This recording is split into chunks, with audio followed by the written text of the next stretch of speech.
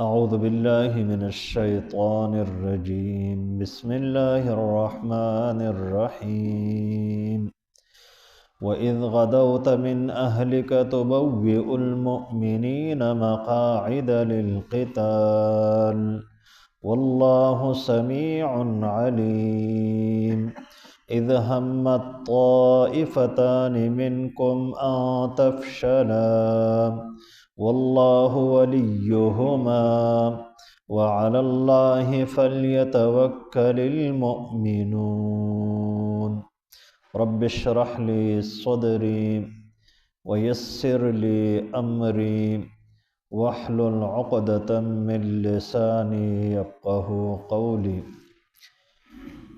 دې ځای پس الله رب العالمین په دې آیتونو کې د غزوه احد تذکره کوي.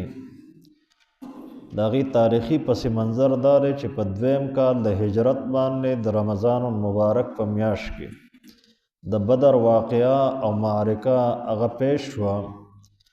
د هغې نه پس په دریم کال د هجرت باندې د شوال په میاشته کې چې اختر چې کومه میاشت ده د وړوکي اختر، نبی علیہ السلام ته پته ولګېده چې د مکې خلک په مدینه باندې حمله کول غواړي او د هغې دپاره هغوی راوتي دي. نبی علیہ السلام مشوره وکړه. عام طور باندې د نبی علیہ السلام تعامل دا و چې په غټو کارونو کې به د صحابه کرامو سره مشوره کوله. مشوره کې د غټو صحابه کرامو دا رای و چې یاره مونږ په مدینه منوره کې به پاتې شو او د مدینې دفاع به کوو او د خپل ځان دفاع به هم کوو. خو هغه ځوانان چې هغه د بدر د جنگ نه پاتې شوي وو نو د شهادت په تمنا او په ارزو باندې او د هغوی رای دا و چې یاره مونږ بهر ته وځو او د مدینې نه بهر د دشمن سره به جنګیږو او د جرأتمندۍ او د بهادرۍ مظاهره به کوو. نبی علیہ السلام چې کله د هغوی جذباتو ته وکتل نو رای د هغوی خوښه کړه او نبی علیہ السلام د زر کسانو سره بهر ته راووته. په لاره باندې چې کله روانو نو دغه مشوره کې اتفاق داسې و چې د عبدالله ابن ابی ابن سلول هم دغه رای وه چې کومه د نبی علیہ السلام رای وه چې موږ په مدینه منوره کې دنده پاتې شو او بهر ته ونه وځو. نو په لاره باندې چې کله روانو نو اچانک عبدالله ابن ابی ابن سلول چې دا رئیس المنافقین دی د 300 کسان د ځان سره جدا کړو او ده ووی چې یاره زمونږ رای له اعتبار هم نه دی ورکړی شوی، زمونږ خبرې له اهمیت نه دی ورکړی شوی او دویم دا چې موږ ته پته دی چې دا جنګ نه کیږي خو لهذا موږ نه ځو. نو دا 300 هغه اخکاره منافقینو چې د نبی علیہ السلام د لشکر نه جدایي اختیار کړه. په دې سره مسلمانانو ته یو تکلیف میلاو شو. په دې کې بیا 2 قبیلې وي، یو ته بنو سلمه ویلې کېږي او دویمې ته بنو حارثه ویلې کېږي. د دې حوصلې چې دی نو هغه هم کمزورې شوې او صحابه کرام ولګېده په هغوی باندې محنت وکړو نو د هغوی حوصلې بیا اوچتې کړې او مضبوطې کړې. د هغې متعلق هم الله رب العالمین دلته تذکره کړې ده. دا 200 کسان چې کله لاړه د احد لمنې ته، هلته چې کله د وخت طریقه کار دا و د جنگ چې د جنگ دپاره به صفبندي کېده، د هغې نه پس به مبارزه کېده او د مبارزې نه پس به بیا جنگ شروع کېده. نو د احد په لمنه کې نبی علیہ السلام د مدینې طرف ته دی او دا نور لشکر چې دی دا د مکې مکرمې طرف ته دی. سبا له جنگ کېدونکی او نبی علیہ السلام نه الله رب العالمین یو مهارت د جنگ ورکړی و. نبی علیہ السلام چې اندازه ولګوله نو د هر طرف نه نبی علیہ السلام محفوظ و. صرف مخامخ جنگ دی او لپاس یو سایډ طرف ته یو دره داسې وه چې د هغې نه حمله کېدی شوه. نو نبی علیہ السلام د عبدالله بن جبیر رضی الله تعالی عنہ په قیادت کې یو 50-50 کسان تیر ویشتونکي کسان په هغه دره باندې مقرر کړو او تاکیدن ورته دغه تاکید وکړو، بار بار ورته نبی علیہ السلام دا خبره وکړه چې تاسو به خپل ځای پرېږدئ نه، که مونږ شکست سره مخامخ کیږو که د فتح سره مخامخ کیږو خو په خپل ځای به تاسو ولاړ یئ او د خپل ځای نه به خوځېږئ نه. په شکست په روایاتو کې دا الفاظ هم راغلي دي چې نبی علیہ السلام ورته وفرمیل که چېرې تاسو ولیده چې مرغۍ زمونږ غوښې وړي خو بیا به هم تاسو خپل ځای نه پرېږدئ، په خپل ځای به تاسو ولاړ یئ. اتفاق داسې و چې په ابتدا کې نبی علیہ السلام ته الله رب العالمین فتح ورکړه، کافرانو ته یو قسم شکست میلاو شو. د هغوی قیادت خالد ابن ولید رضی الله تعالی عنہ کو. په هغه ټایم کې د مسلمان شوی نو بیا وروستو د مسلمان شو. چې کله هغوی ته شکست میلاو شو نو هغوی په تیښته باندې شو.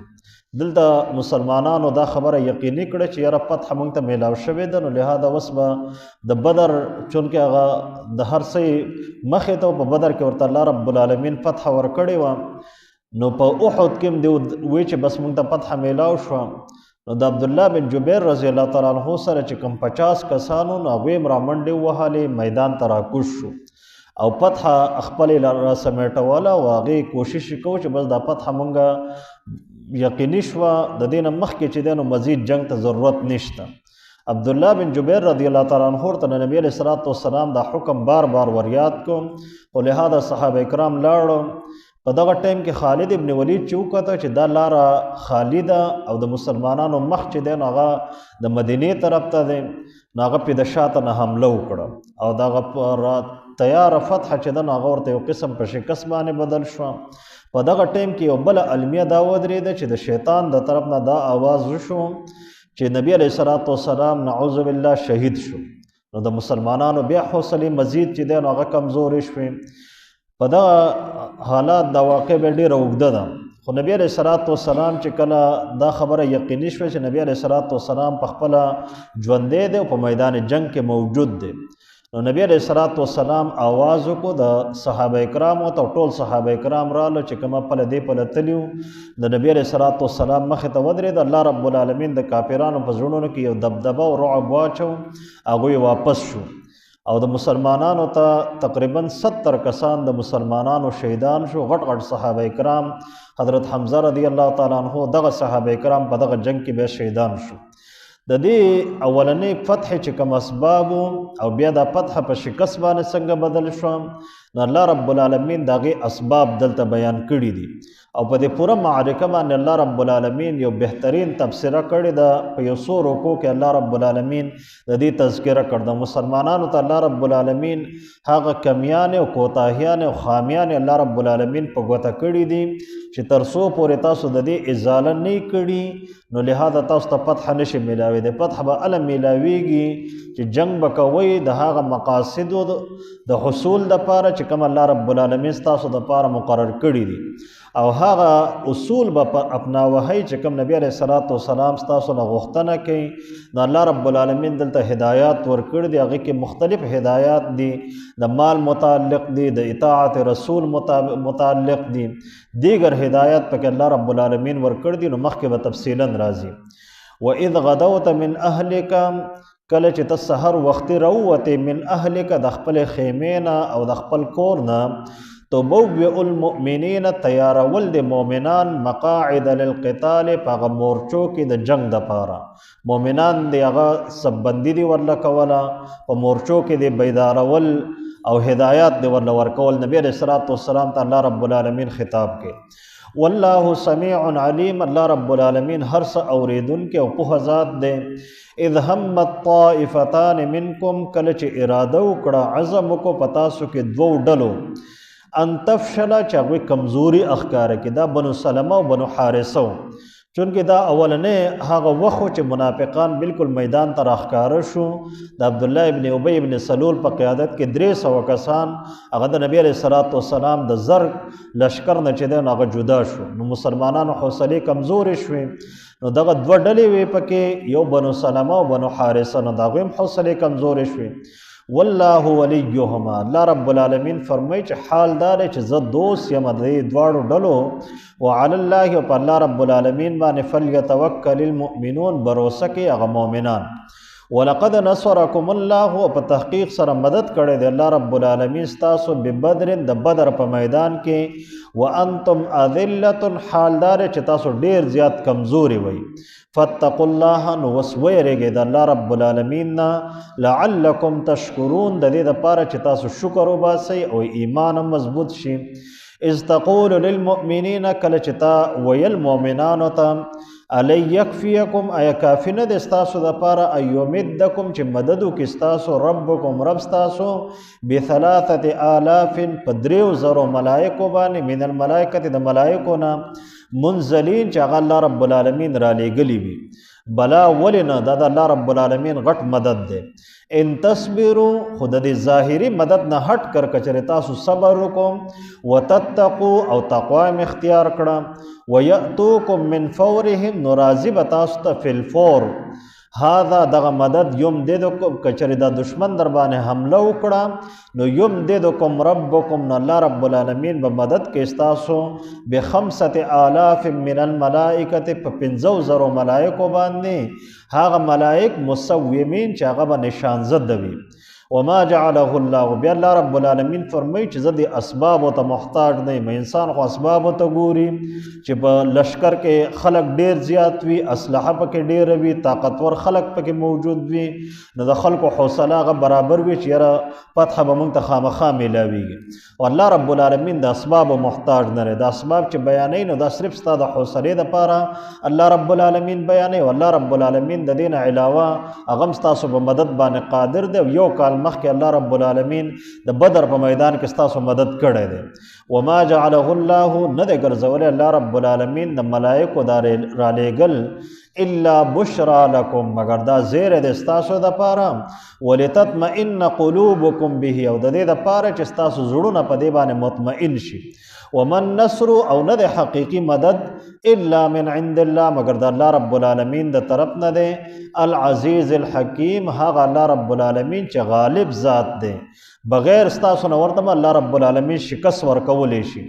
الحکیم، خو په دې کې حکمت دی چې مسلمانان او پیغمبر هغه د دشمن ته مخامخ کړي دي، مسلمانان هم په ازمایش کې اچولي دي، او الله رب العالمین کافران هم یو قسم په ازمایش کې اچول دي. نو دا د الله رب العالمین د حکمت تقاضا ده. لیقطع طرفا من الذین، د دې دپاره چې کټ کړي هغه طرف او پهلو او لاسونه من الذین، د هغه خلکو نه کفرو چې کفر یې کړ دی، هغوی له الله رب العالمین ماتې ورکړي. او یکبتهم، یا الله رب العالمین رسوا کې ذلیله کی، فینقلبوا خائبین، نو دیو به واپس شي نامراده. بیا نبی علیہ السلام چې کله په دغه میدان کې ولاړو، د نبی علیہ السلام غاښونه مبارک هغه شهیدان شو. نبی علیہ السلام د خولې نه یوه جمله ووته چې کاش او افسوس دی په هغه قوم باندې، هغه قوم به څنګه کامیاب شي چې خپل پیغمبر زخمی کو او د خپل پیغمبر وینه یې توی کړه. نو په دغه ټایم کې بیا نبی علیہ السلام څخه خیرې د خولې نه ووتې. نو الله رب العالمین بیا د هغې مطابق هم هدایت را لیږل دي. سبانې درس کې به انشاءالله العظیم هغه تفصیلي راځي. وَإِذْ غَدَوْتَ مِنْ أَهْلِكَ، او کله چې ته سحر وختي راووتې من اهلک، د خپل کور نه، یعنې د خپلې خیمې نه، تبوئ المؤمنین، تیارول د مؤمنان، مقاعد للقتال، په مورچو کې د قتال او د جنگ دپاره. والله سمیع علیم، الله رب العالمین اوریدونکی او پوهه ذات دی. اذ همت طائفتان، کله چې عزم او اراده وکړه طائفتان، هغه دوو ډلو، بنو سلمه او بنو حارثه، منکم پتاسو کې ان تفشلا، چې کمزوري اخکاره کی. والله ولیهما، حال دار چې الله رب العالمین د هغوی سرپرست او کارساز او دوستو. وعلى الله، اپ الله رب العالمین باندې فلیتوکل المؤمنون، توکل کوي هغه مؤمنان. ولقد نصرکم الله، په تحقیق سره مدد کړی دی الله رب العالمین ستاسو ببدرن، په میدان د بدر کې. وانتم اذلة، او حال دار چې تاسو ډیر کمزوري وئ، د تعداد په لحاظ سره هم، د وسایل حرب په لحاظ سره هم. فاتقوا الله، ویریږئ د الله رب العالمین نه، لعلکم تشکرون، د دې دپاره چې تاسو شکر وباسئ. اذ تقول للمؤمنین، کله چې ووایې تا مؤمنانو ته، الن یکفیکم، ای کافي نه ده ستاسو دپاره، ان یمدکم ربکم، چې مدد وکړي ستاسو رب ستاسو، ب3000 په 3000 من الملائکة، د ملائکو نه، منزلین چې هغه رالیږلې شوي، نازلې کړې شوي. بلا ولې نه، ان تصبروا، که چېرې تاسو صبر وکړو، وتتقوا، تقوا م اختیار کړه، ویأتوکم من فورهم هذا، او دیو اچانک په تاسو باندې حمله وکړه، نو الله رب العالمین به یمددکم ربکم، مدد به وکړي رب ستاسو ب5000 په 50,000 من الملائکة، د ملائکو نه، مسومین چې هغه به نشان زده وي. وما جعله الله، نه دی ګرځولی الله رب العالمین د ملائکو دا رالیږل، دا 3000 یا 50,000 الا بشرا لکم، مگر دا زیر او ستاسو دپاره. ولتطمئن قلوبکم او د دې دپاره چې ستاسو زړونه مطمئن شي هغې ته اطمینان میلاو شي ومن نصر او نه دی مدد حقیقي مدد الا من عند الله مگر د الله رب العالمین د طرف نه دی العزیز چې غالب ذات دی الحکیم او حکمت والا ذات دی لیقطع د دې دپاره چې کټ کی برباد کی طرفا من الذین هغه طرف د هغه خلکو پهلو او ملا د هغه خلکو ماته کی کفرو چې کفر یې کړ دی او یک بیتهم یې رسوا کی فینقلبوا خائبین نو دوی به واپس شي نامراده واخر دعوانا الحمد لله رب العالمین